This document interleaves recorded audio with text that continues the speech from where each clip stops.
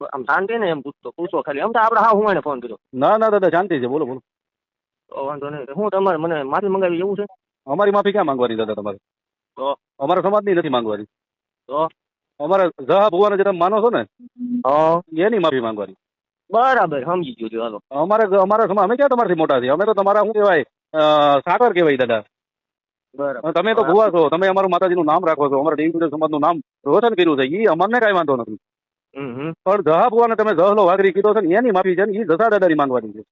બરાબર. આપણ તો એની મેટર તો આપણે મળવું ન પડે. હા કેમ મળવું પડે? આપણે રૂબરૂ બેન વાત કરવી. આ સોશિયલ મીડિયા ફોનમાં ભલે મને મજા નહીં આવતી. ના ભાઈ ના, એમાં મળવાની શું વાત છે? વિડીયો બનાવી દો, એક વાત થઈ ગઈ પૂરી. એવો યાર વિડીયો બેઠા હું આમાં વિડીયો બનાવી દઉં, બરાબર? તમે વિડીયો એક બનાવીને મૂકી દો એટલે હું મૂકી દઉં કે ભાઈ આપણે સતુ ભુવાઈએ આપણા સમાજનું જે કઈ હતું એ દાદાની માફી માંગી લીધી છે. હવે મારે એમ સતુ એમ આપણે વિડીયો બધું બનાવવું છે, પણ તમે આમ આપણે રૂબરૂ ભેગા થાવ તો બનાવી છે. હે બરાબર છે. રૂબરૂ તો અમારે એવો ટાઈમ નથી દાદા.